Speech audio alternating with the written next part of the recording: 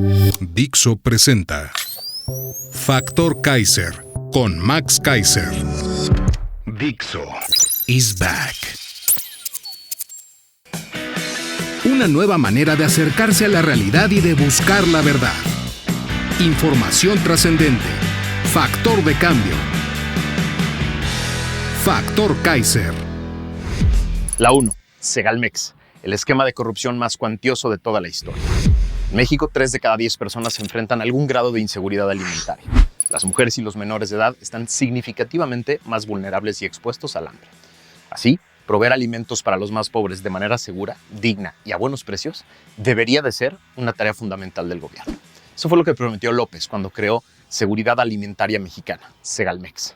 Pero a 4 años de este gobierno, el mayor logro atribuible a esta institución pública es romper el récord del esquema de corrupción más cuantioso de la historia. Sí, no es un caso.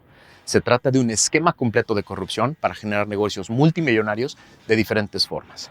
Contratos con empresas fantasmas, compras de productos que no existen, que desaparecieron, que llegaron en menores cantidades o que llegaron de menor calidad, desvíos de recursos, servicios pagados nunca realizados, operaciones bursátiles y fraudulentas, etcétera, etcétera, etcétera. El desfalco ronda ya los 15,000 millones de pesos.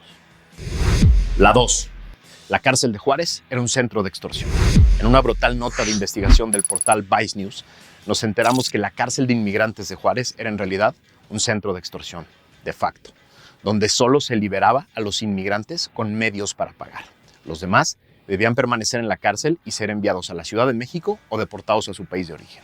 Así lo reportaron 3 supervivientes y 2 guardias de seguridad de estas instalaciones a Vice News. Los supervivientes afirman que los que murieron lo hicieron por una sola razón. No pudieron o no quisieron pagar un soborno de $200 a los guardias de seguridad para ser liberados. Abro citas. Si por casualidad te arrestaban y te retenían en la cárcel, solo había 2 formas de salir. O transferías $200 o te devolvían a tu país, dijo a Vice News John, un migrante venezolano que dijo haber pagado para salir del centro de detención. Pidió que no se revelara su apellido por temor a represalias. La mierda impune e inhumana que está saliendo de esta tragedia. La 3. Intentaron debilitar al Tribunal Electoral y la ciudadanía se lo impidió. Ya tenían un acuerdo, Morena, sus parásitos afines y los partidos de oposición. Querían un tribunal sin dientes, que no pudiera hacerlos cumplir la ley ni sus propios estatutos en los distintos ámbitos en los que se hace política. El acuerdo estaba firme y lo iban a pasar en fast track en la Cámara de Diputados. Sí, en lo oscurito, en los pasillos como les gusta. Pero pasó algo muy bonito, que nos debe dar mucha esperanza a todos los ciudadanos. De pronto, ciudadanos que reportan desde la Cámara avisaron, ahí viene una reforma en contra del tribunal. Aquí, en este espacio y en otros medios independientes, explicamos y magnificamos la advertencia. Distintos grupos, distintos colectivos se activaron en todo el país y en todas las redes y la presión creció y creció y creció hasta que no pudieron más. El primero en bajarse fue el PAN. Luego el PRI lo hizo a regañadientes hasta que murió el acuerdo. Los ciudadanos tumbamos otra reforma constitucional antidemocrática. Y ya aprendimos el caminito. Se nos está haciendo costumbre y no lo vamos a dejar de hacer. Y sí es advertencia. La 4.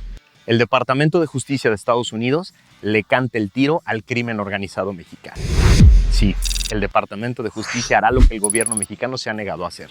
Hoy anunció que habrá nuevas sanciones contra el cártel de Sinaloa, incluyendo a los Chapitos, y aseguró que pedirá la extradición de Ovidio Guzmán, el hijo del Chapo Guzmán, detenido en México hace unos meses.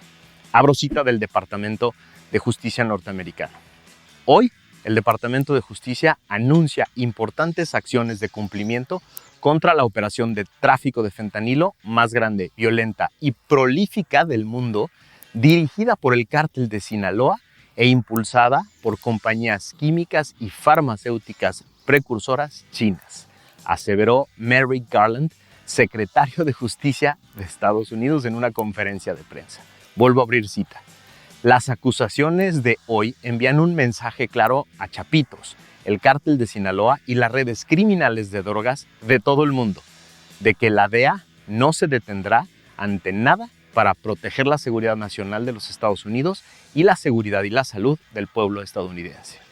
Es decir, se acabó la paciencia del gobierno norteamericano al ver cómo López y el gobierno de López no hacen absolutamente nada en contra del crimen organizado. Tómelo. La 5. El inhumano desabasto de medicinas. Lo volvió a decir el fin de semana pasado. A manera de provocación absurda e inhumana, dijo, tendremos un sistema de salud como el de Dinamarca. Después declaró que ya estaba resuelto el problema del desabasto para este año y para el que viene, y que sale el periódico Reforma con información de la organización Cero Desabasto a desmentirlo. Del año pasado a la fecha, el colectivo Cero Desabasto ha documentado especialmente la falta de fármacos para tratar distintos tipos de cáncer, así como enfermedades mentales, aunque también medicamentos y materiales básicos. El IMSS dejó de surtir 1.7 millones de recetas en 2017, mientras que en 2022 la falta de medicina superó 22 millones de recetas, de acuerdo con el informe Radiografía del Desabasto del colectivo Cero Desabasto. Es decir, subió en 5 años 1.241% el incumplimiento solo en el IMSS. Inhumano haber provocado el desabasto, más inhumano seguir mintiendo al respecto. La 6. La destrucción implacable de instituciones. En los 53 meses de este sexenio, López ha destruido instituciones muy importantes como la Comisión Nacional de Derechos Humanos, que se convirtió en un chafa apéndice de Morena, el Seguro Popular, el Instituto Nacional de Desarrollo Social, Indesol, que entre otras cosas administraba las estancias infantiles, el Instituto Nacional para la Evaluación de la Educación, el INE, el Instituto Nacional de Ecología y Cambio Climático, por poner algunos ejemplos. En la última semana se sumarán a los decesos institucionales la Financiera Rural y Notimex. Han estado bajo ataque permanente e implacable el INE, el Poder Judicial, el Sistema Nacional Anticorrupción y el INAI. Este último quedó inoperante la semana pasada gracias a que López le instruyó al otro López, a Patán Augusto, ordenar a sus senadores que impidieran el nombramiento de 2 comisionados, lo que deja al instituto sin quórum legal para sesionar, o el mundo ideal, como cínicamente le dicen estos dos. Ahora va por 18 instituciones más en un nuevo paquete de reformas. Entre las víctimas se encuentra la Secretaría Ejecutiva del Sistema Nacional Anticorrupción, todo con el absurdo pretexto de la austeridad. Lo único que quiere hacer es concentrar el poder en sus manos y librarse de todo órgano que le estorbe, lo vigile o lo limite. Y nosotros no lo podemos permitir. La 7. La Suprema Corte de Justicia de la Nación declara inconstitucional la militarización de la Guardia Nacional. El martes pasado, en un día histórico, 8 valientes ministros de la Suprema Corte declararon inconstitucionales todas las disposiciones legales que adscribían a la Guardia Nacional al mando sustantivo y administrativo del Ejército. Los ministros que sí se preocupan por la regularidad constitucional del ejercicio del poder dejaron muy claro que la disposición constitucional que Morena propuso, redactó y aprobó en 2019 dejaba muy claro que la Guardia Nacional debía estar bajo un mando civil y eso no podía estar sujeto a interpretaciones ni simulaciones. En una cátedra de incongruencias y absurdos argumentativos, los 3 ministros empleados de López trataron de explicar cómo estar bajo el mando del ejército mantiene el carácter civil, porque el presidente tiene buenas intenciones y la militarización del bienestar es buena para el pueblo, o algo así. El presidente y sus empleados han hecho todo tipo de berrinches esta semana y han atacado de todas las maneras posibles a los 8 valientes ministros. Tiene hasta el 1 de enero para cumplir el fallo. Es un golpe durísimo al obradorato. La 8. Crecen los homicidios en México en el primer trimestre del 2023.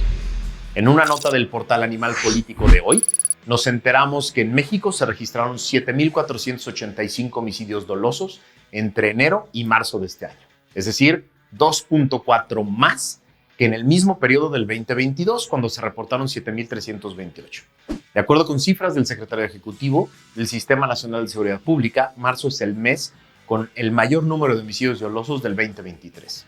Las cifras publicadas este martes señalan que en enero se registraron 2,600 homicidios dolosos en el país, en febrero 2,282 y en marzo 2,603. Es decir, López y Rosa Isela, la candidata al gobierno de la Ciudad de México de Morena, nos han mentido en todas las mañaneras de este año cuando afirman de manera mentirosa, dicho con sus propios datos, que la violencia ha bajado en este año.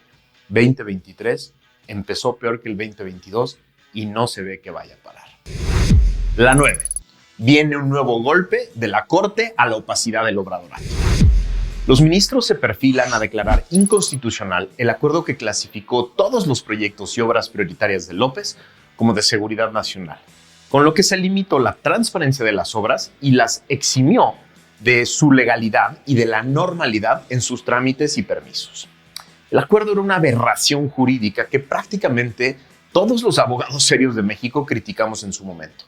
Se trataba de una burda y antidemocrática estrategia de opacidad, pero también de presión para distintos órganos a los que se les pretendía presionar para acelerar trámites y permisos con el cuento de la seguridad nacional.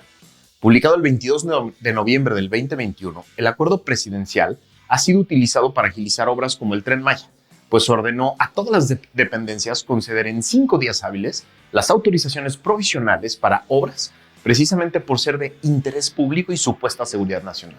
El proyecto que propone declarar la inconstitucionalidad de este bodrio administrativo ya está listo.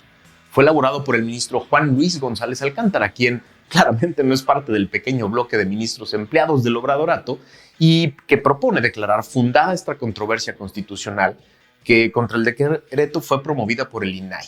Sí, ese al que tanto odio le tiene.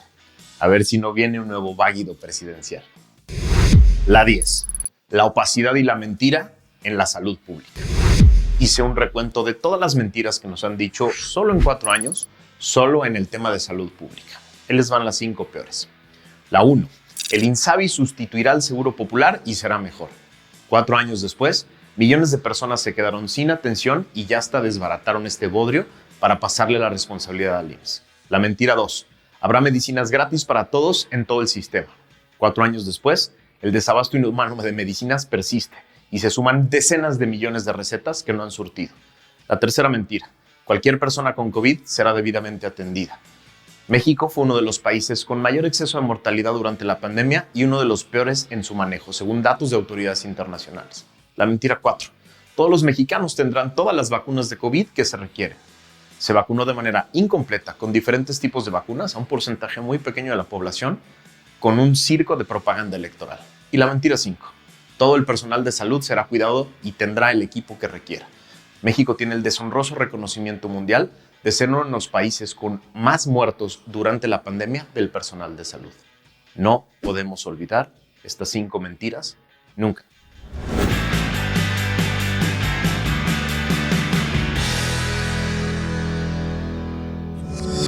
Dixo is back.